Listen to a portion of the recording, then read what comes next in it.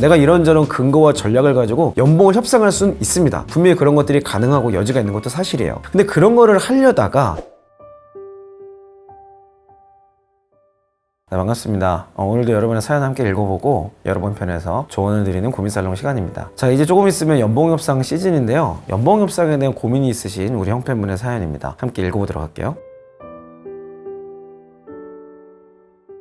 안녕하세요. 저는 IT 운영, 유지관리를 하고 있는 경력 3년차 직장인입니다. 회사에서 성과를 인정받아 작년 11월 팀장으로 승진했습니다. 그리고 연봉협상은 연말 연초에 진행하기로 했습니다. 감사하게도 좋은 직속 상사를 만나서 일을 배울 수 있었고, 최근에는 고객사 피드백도 많이 좋아져 추가적인 계약도 조금씩 늘어나고 있습니다. 저희 팀은 규모도 늘려나가고 그가 문제였던 요소들도 직접 해결하고 있습니다. 처음 팀장 달고 정말 정신없이 일주일이 어떻게 지나가는지도 모르고 몇 주를 살았습니다. 새로운 팀원 올 때마다 교육도 진행하고 업무 조율도 하며 전에는 해보지 못한 관리자 역할을 잘하기 위해 리더십 강의나 책도 찾아보며 최선을 다하고 있습니다. 그러다가 연봉협상 시즌이 되어 다음 주에 연봉협상을 하게 되었습니다. 그런데 팀장들 연봉은 비슷한 선으로 맞출 거라는 인사 계획을 들었습니다. 솔직히 저는 좀 불합리하다고 생각합니다. 다른 팀에 비해 저희 팀은 2배, 3배 이상의 규모의 팀원들과 서비스도 많은데 이거 다 상대하는 것도 벅차다는 게 느껴지거든요. 제가 앞으로 맡을 역할을 생각하면 더 높은 연봉을 부르고 싶은데 지금 연봉을 생각하면 회사에서 받아들여지지 않을 것 같다는 걱정도 들고, 연봉 때문에 지금의 팀장 역할을 포기하기엔 3년차로서 경험하기 어려운 정말 좋은 경력 기술 소재를 포기하는 게 아닌가 하는 고민도 됩니다.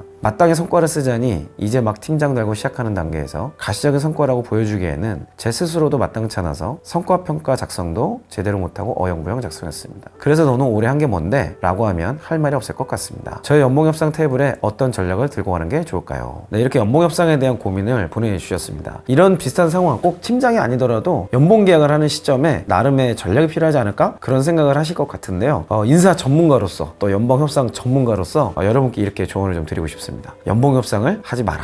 연봉협상은 하는 게 아니라 연봉 계약을 하는 겁니다. 나름의 기준과 과정을 가지고 여러분에게 적절한 연봉을 산정해서 이미 제시를 했을 거예요. 그 안에서 조율을 할 수는 있는데 그 조율 자체로 인해서 엄청나게 바뀌진 않습니다. 그러니까 이거를 기본 전제 조건으로 깔고 가야 돼요. 내가 연봉협상을 잘해서 엄청나게 무언가 바뀔 것이다. 그거는 이직할 때도 그렇게 드라마틱하게 드러나진 않습니다. 게다가 우리 현팬분의 사연은 좀 더 특수하죠. 최근에 신임 팀장으로 발탁이 된 사례예요. 게다가 입사한 지 3년밖에 안 된 사실은 주니어 레벨에 아주 독특하게 빨리 승진한 케이스라고 볼 수 있습니다. IT 영역이기 때문에 가능했던 것 같아요. 자, 근데 입장을 한번 바꿔볼까요? 시계를 한 5년 뒤로 한번 돌려볼게요. 팀장을 열심히 하셨어요. 우리 형팬분 나름대로 노하우도 생겼고 많은 프로젝트 다뤄봤고 이제는 뭐 조금 적은 인원으로 난이도가 있는 일도 좀 더 쉽게 처리할 수 있는 내 나름의 노하우가 능력이 생긴 것 같아요. 자, 그런데 2년 전에 입사한 신입사원이 뭐 이렇게 열심히 좀 하는 것 같더니만 갑자기 팀장으로 딱 발탁이 됐네요. 근데 연봉 재계약을 하는데 세상에 저 사람의 나랑 연봉이 똑같대. 자, 이 상황에서는 어떻게 받아들일까요? 그런데 들려오는 소문을 듣자 하니까 심지어 그 친구가 연봉이 마음에 안 들어서 퇴사를 고민하는 면담까지 했다는 소문이 들려요. 여러분은 그분을 바라보는 시각이 어떻게 바뀔까요? 자, 이거랑 똑같습니다. 사실 연봉이라는 것은 상대적인 거예요. 뭐가 맞다, 틀리다, 공정하다 이런 게 없다고 볼 수 있는 거죠. 그 상황에 맞는 기준이란 게 있는 거고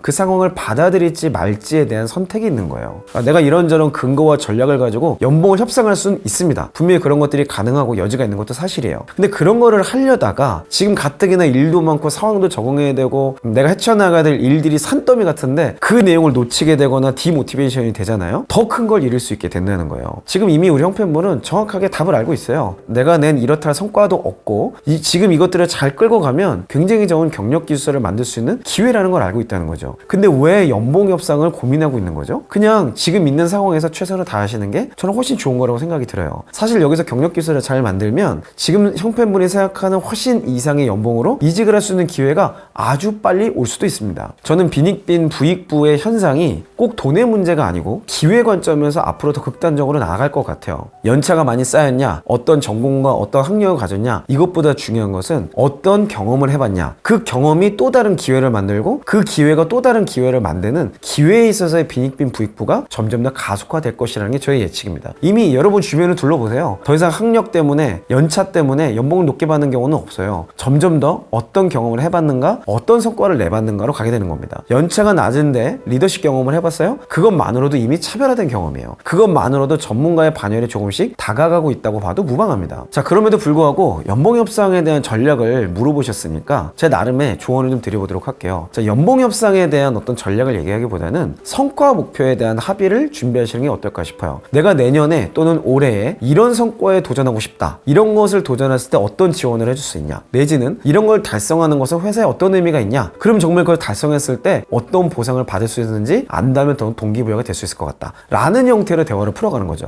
연봉 협상이라는 것은 지금까지 있었던 결과물을 토대로 산정하는 거고요. 지금 제가 말하는 것은 미래에 대한 계획을 논하는 거예요. 훨씬 더 건설적이고 인사팀 입장에서도 미래를 기획해보고 그려볼 수 있는 좋은 계기점이 되어줄 수 있는 거죠. 자, 연봉은요, 고정급여와 변동급여는 아닙니다. 지금 연봉 협상을 하는 것은 대부분 고정급여를 하는 거예요. 월급을 얼마 받을 건지, 고정수당은 어떻게 받을 건지, 업적급 같은 것들이 있다면 얼마나 적용받을 건지, 뭐 이런 내용들이고요. 사실 우리 연봉이 점점 더 비중이 커지는 것은 변동급입니다. 내 성과급이나 수당에 해당되는 그런 부분들이죠. 여러분, 고정급여는요, 차이가 나봤자 그게 크지가 않아요. 그리고 이미 회사 안에 굉장히 스트릭트한 기준을 가지고 나름의 산정 로직이 다 있을 거예요. 그것을 협상을 잘한다고 해서 바꾼다? 쉽지 않다고 봅니다. 하지만 변동급여는 미래에 대한 이야기고 나의 액션을 어떻게 투하할 것이냐에 따라서 회사가 어떻게 인정해주겠다는 약속을 하는 것이기 때문에 오히려 훨씬 더 유연하고 회사 입장에서도 굉장히 긍정적인 관점으로 바라볼 수 있어요. 자, 이런 걸 할 때 기왕이면 한 번도 도전해보지 않은 미친 목표를 한번 제안해보세요. 그게 바로 GDR입니다. 한 번도 안 해본 일이기 때문에 달성 못해도 괜찮아요. 아무도 달성 못했거든.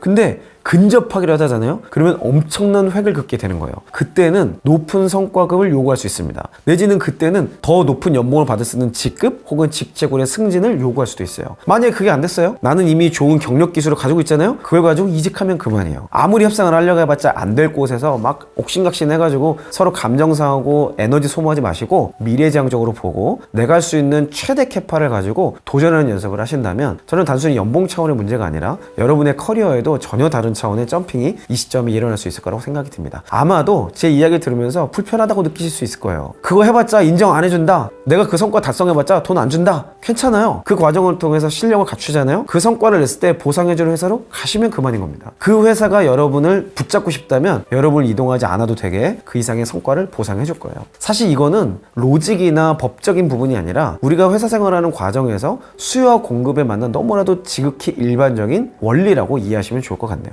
네, 이제 연봉 협상 시즌이 다가오고 있습니다. 여러분들이 마음이 싱숭생숭해지고 또 그 어느 때보다 퇴사에 대한 욕구가 뿜뿜 차오르는 이때인데 그 관련된 고민을 보내주시면 제가 여러분 입장에서 주의해야 될 점, 또 고려해야 될 점들을 정리해서 영상으로 올려드리도록 하겠습니다. 그럼 저는 다음 영상에서 더 좋은 내용으로 뵙도록 할게요. 이상 이영이었습니다.